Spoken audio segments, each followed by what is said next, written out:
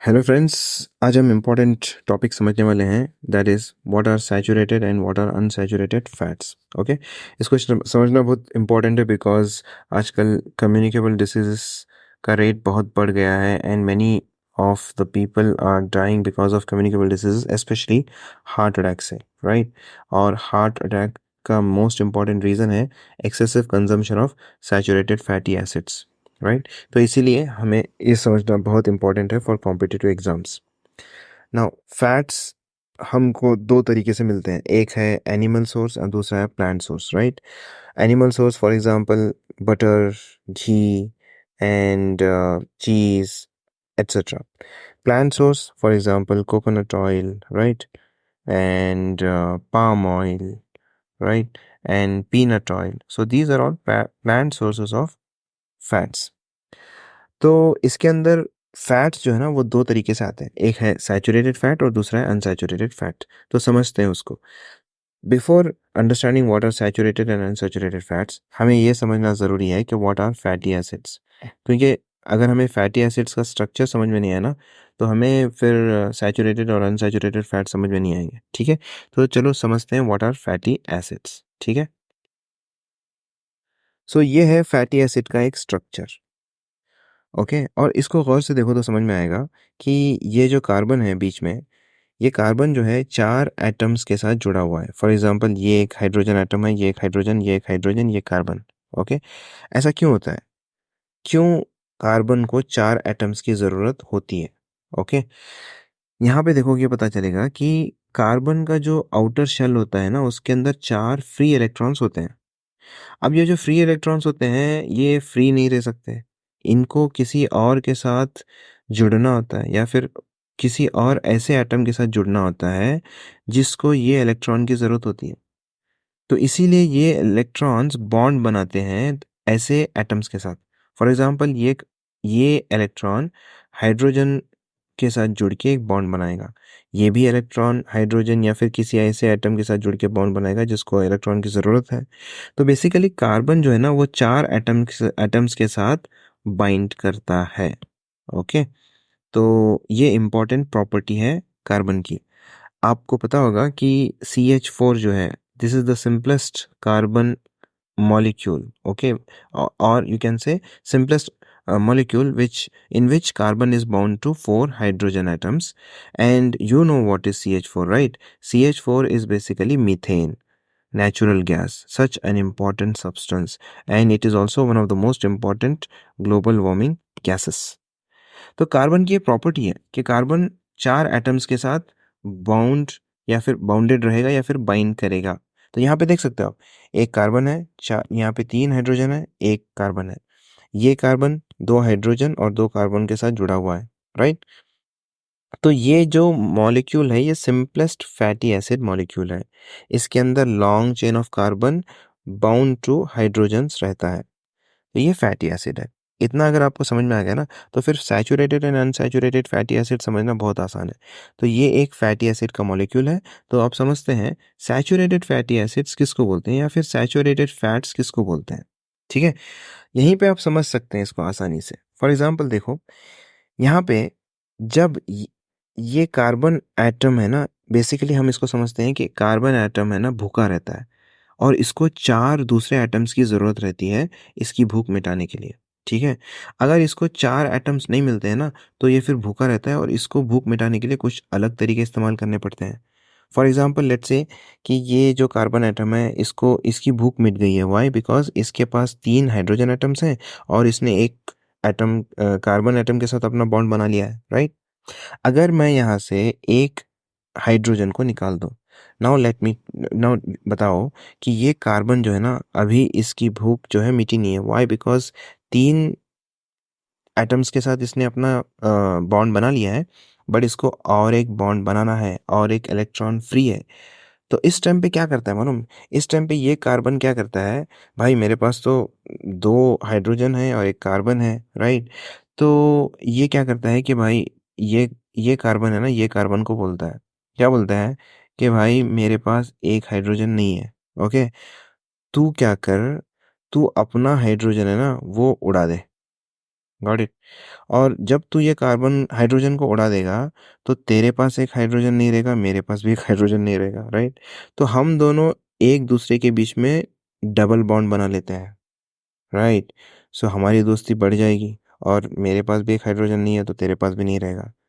तो ये वाला कार्बन क्या बोलता है, ठीक है भाई बोल के ये अपना हाइड्रोजन उड़ा देता है। तो अब ये दोनों बॉन्ड्स भी चले गए, राइट। तो अब इनके बीच में क्या हो जाता है, डबल बॉन्ड बन जाता है। बेसिकली ये दोनों एक अपना इलेक्ट्रॉन और ये अपना एक इलेक्ट्रॉन जो है ना शेयर कर लेते हैं, राइट। तो इनके बीच में क्या बन गया, डबल बॉन्ड बन गया। अब ये वाला जो फैटी एसिड है ना, it is different from previous fatty acid, right. तो क्यों डिफरेंट है, क्योंकि प्रीवियसली यहाँ पे एक हाइड्रोजन था, यहाँ पे एक हाइड्रोजन था। तो जब हर एक कार्बन के पास अपने खुद के हाइड्रोजन होते हैं ना, तो वैसे फैटी एसिड को हम बोलते हैं सैचुरेटेड फैटी एसिड। क्यों बोलते हैं हम सैचुरेटेड फैटी एसिड, सैचुरेटेड मतलब सैचुरेट हो चुका है, सैचुरेट मतलब फुल हो चुका है। इसका मतलब क्या, हर एक कार्बन के पास अपना हाइड्रोजन है, ओके। ये कार्बन के पास अपने हाइड्रोजन्स हैं, ये कार्बन के पास भी अपने हाइड्रोजन्स हैं, और इसने एक एक बॉन्ड बनाया है दूसरे कार्बन के साथ, राइट। तो जब यहाँ पे कार्बन होता है, सॉरी यहाँ पे जब हाइड्रोजन होता है, इसके पास भी हाइड्रोजन है, इसके पास भी हाइड्रोजन है, और ये डबल बॉन्ड, फॉर एग्जांपल ये डबल बॉन्ड जो है ना इन दोनों के बीच में नहीं है, और यहाँ पे जब सिंगल बॉन्ड है, तो इस तरह के फैटी एसिड को हम बोलते हैं सैचुरेटेड फैटी एसिड। सैचुरेटेड मतलब हर एक के पास, हर एक कार्बन के पास अपने चार एटम्स हैं, राइट। तो ये वाले कार्बन के पास चार एटम्स हैं। सिमिलरली ये वाले कार्बन के पास एक दो तीन चार एटम्स हैं। सिमिलरली ये वाले कार्बन के पास एक दो तीन चार एटम्स हैं। तो हर एक कार्बन के पास अपनी चार एटम्स हैं, तो उसको भूख नहीं लगी है और ये आराम से रहता है, मतलब इट इज़ स्टेबल एंड भाई चिल कर रहा है। तो इसका मतलब ये कौन सा फैटी एसिड है, सैचुरेटेड फैटी एसिड है। बट जो अभी मैंने एक्सप्लेन किया एक सिचुएशन जहाँ पे यहाँ पे एक हाइड्रोजन मिसिंग रहता है।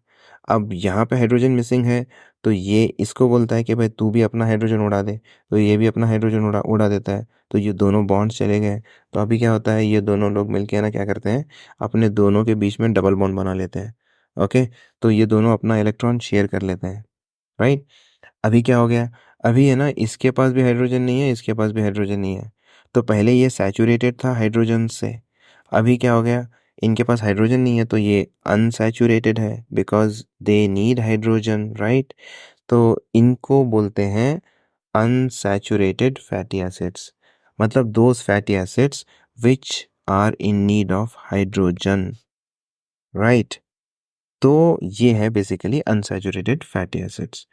तो आई होप तुम्हें समझ में आ गया होगा कि what are saturated fatty acids और and what are unsaturated fatty acids. Simple तरीके में बोलूँ तो सैचुरेटेड फैटी एसिड्स वो होते हैं जिनके पास हाइड्रोजन फुल होते हैं, यहाँ पे भी होता है, यहाँ पे भी होता है, ये डबल बॉन्ड नहीं होता है। अनसैचुरेटेड फैटी एसिड्स वो होते हैं जिनके पास एक के पास हाइड्रोजन नहीं होता है, तो दूसरा भी अपना हाइड्रोजन उड़ा देता है दोस्ती के खातिर, और ये बॉन्ड्स भी चले जाते हैं और यहाँ पे डबल बॉन्ड हो जाता है, ठीक है। तो अनसैचुरेटेड फैटी एसिड्स है ना, ये जो अनसैचुरेटेड फैटी एसिड्स हैं, मैं ऐसे ही सिंपल एक्सप्लेनेशन की बोल रहा हूँ, इसके लिए इसके अंदर बहुत डीप में नहीं जाना है मुझे। दो तरह के होते हैं अनसैचुरेटेड फैटी एसिड्स, दो तरह के होते हैं। ये वाला जो अनसैचुरेटेड फैटी एसिड है ना, तो इसके अंदर एक डबल बॉन्ड है, राइट।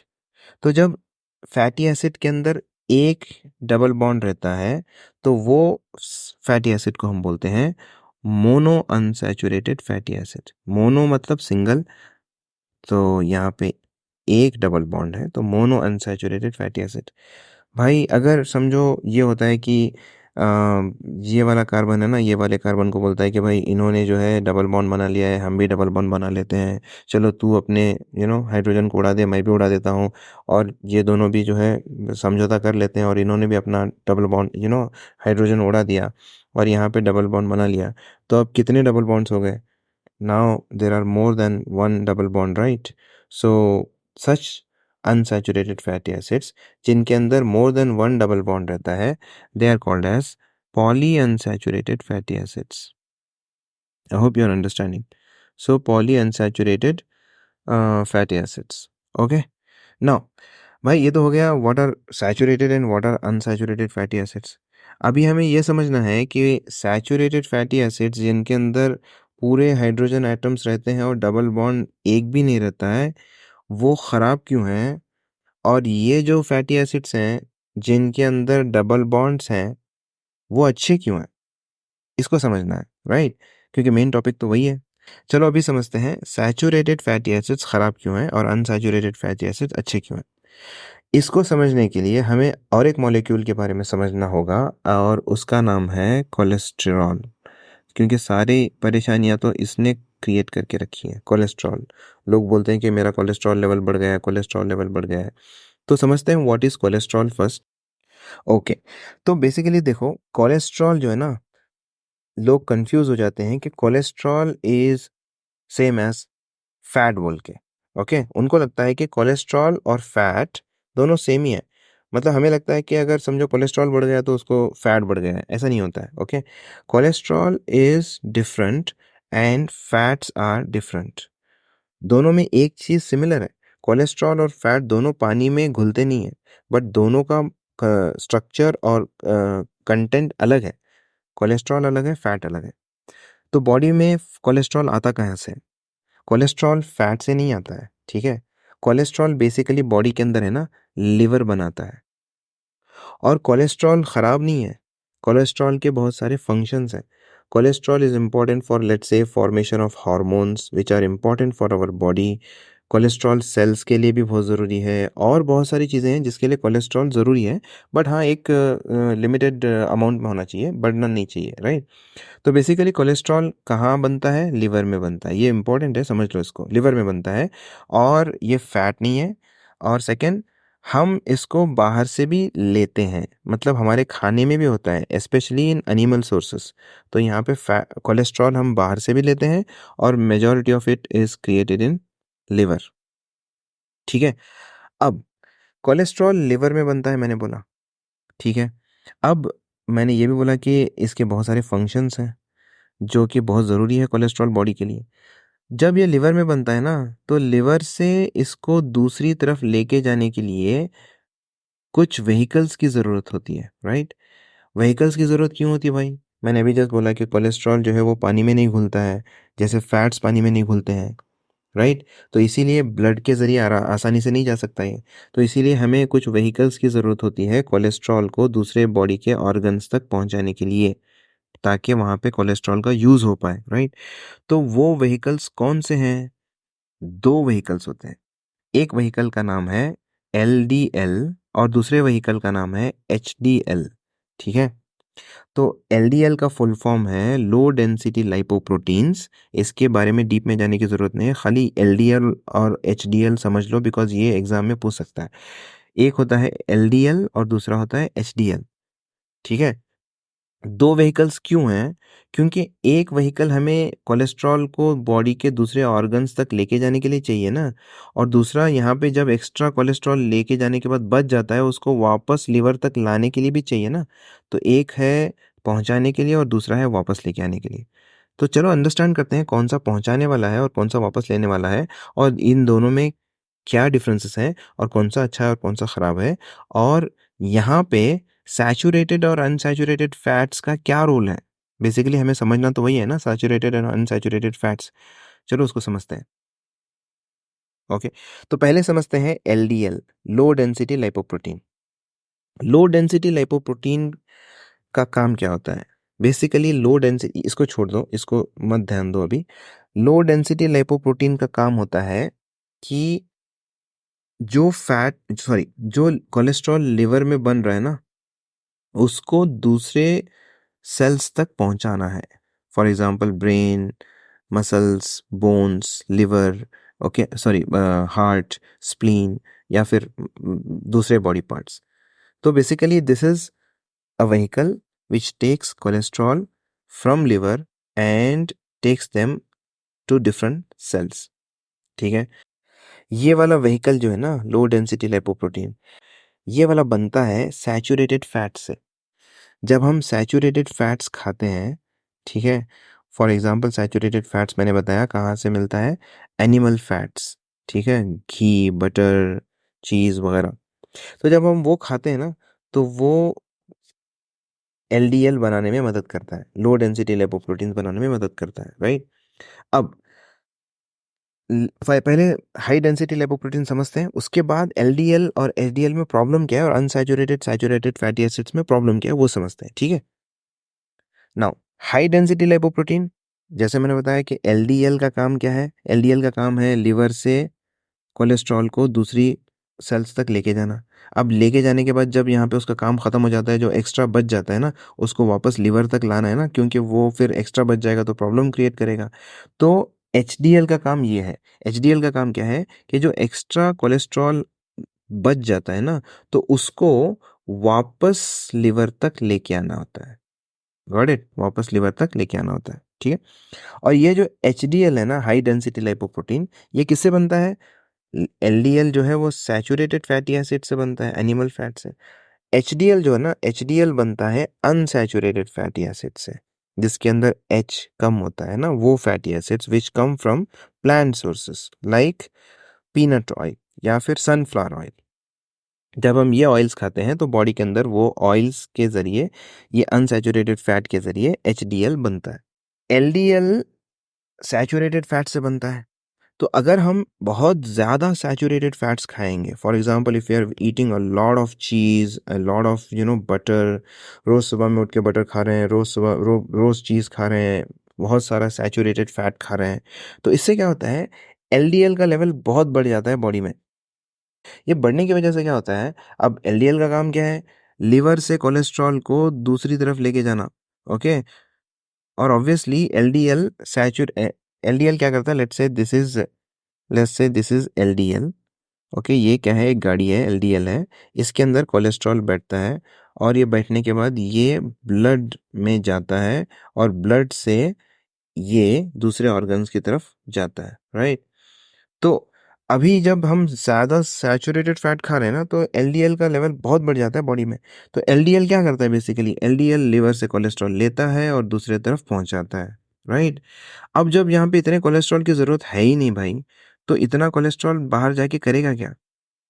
तो ये होगा कि जो कोलेस्ट्रॉल है ना, वो ब्लड वेसल्स के अंदर जमा होना स्टार्ट हो जाएगा। ये जो ब्लड वेसल्स होते हैं हमारी बॉडी के अंदर है ना, तो इसके अंदर कोलेस्ट्रॉल जमा होना स्टार्ट हो जाता है, बिकॉज हम एक्सेसिव सैचुरेटेड फैट्स खाने की वजह से एलडीएल बढ़ गया है, और एलडीएल क्या कर रहा है, लिवर से कोलेस्ट्रॉल को ले रहा है और बाहर जा रहा है।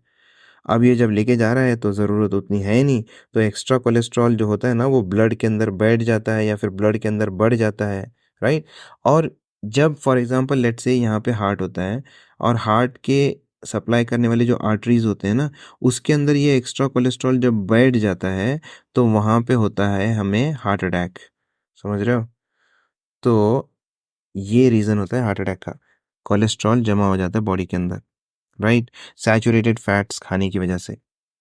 तो हमें करना क्या चाहिए, हमें खाने चाहिए अनसैचुरेटेड फैट्स। अनसैचुरेटेड फैट्स जैसे कि ऑलिव ऑयल होता है ना वो, या फिर पीनट पीनट ऑयल।